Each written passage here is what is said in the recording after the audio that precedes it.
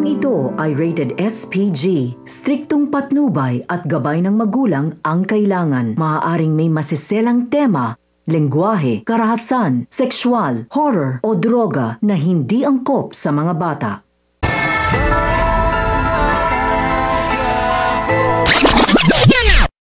Sinimula na ngang retratin ang bahay nila Tanggol at nagsimula na nga ang palitan ng mga bala nila Rigol at Greg. Na-corner nga nila si Greg, si Rigor at pinahalughog ang bahay nila at naabutan nga nila si Tess na nasa loob ng CR at pilit na pinalabas at hinahanap nga nila si Tanggol. Pag hindi daw umano nila inilabas si Tanggol ay iisa-isahin niya umano silang papatayin. At umiral nga ang kayabangan ni David at inagaw ang baril ni Greg.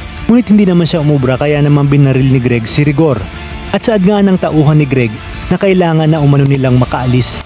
At kabilin-bilinan nga ni Greg na sa oras na bumalik sila ay kailangan na nilang harapin si Tanggol.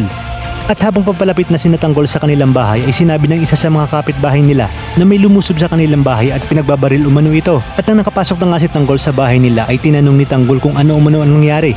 Saad naman ni Rigor na nakita na daw ba umano ni Tanggol kung ano ang kanyang ginawa. Dagdag pa niya na kasalanan umano ni Tanggol ang lahat ng ito. Hinabol nga ni Tanggol sina Greg at nagpang-abot nga sila sa court at nagkatutukan ng baril. Saad nga ni Tanggol na siya daw ba umano ang hinahanap nila Greg. Sisiguraduhin daw ni Tanggol na hindi na sila makakalabas ng buhay dahil hindi daw alam nila Greg kung anong lugar ang kanilang pinasok.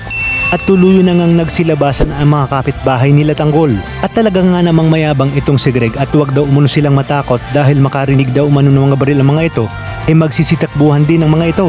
At dito nga ay nagsimula na ang riot sa pagitan nila Greg at Tanggol. At tuluyan na ngang nabaril si Greg. Tinawagan naman ni Paquito si Olga para humingi ng backup at dihado nga sila.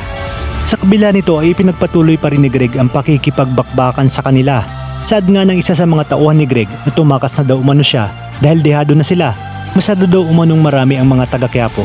Tuluyan na ngang naabutan ni Tanggol si Greg at nagmakaawa nga si Greg kay Tanggol na wag daw umano siyang patayin. Pero hindi na nga nakinig si Tanggol dahil pag hindi daw umano niya pinatay si Greg ay sila naman daw umano ang babalikan nito. Ngunit ano kayang gagawin ni Olga sa oras na malaman niya na ang anak pala ni Ramon na si Tanggol ang siyang nakapatay kay Greg. Kaya naman mga kapamilya, kapit lang dahil marami pa tayong dapat abangan. Dito lang sa bagong paborito ng sambayanan, ang FPJ's Batang Quiapo.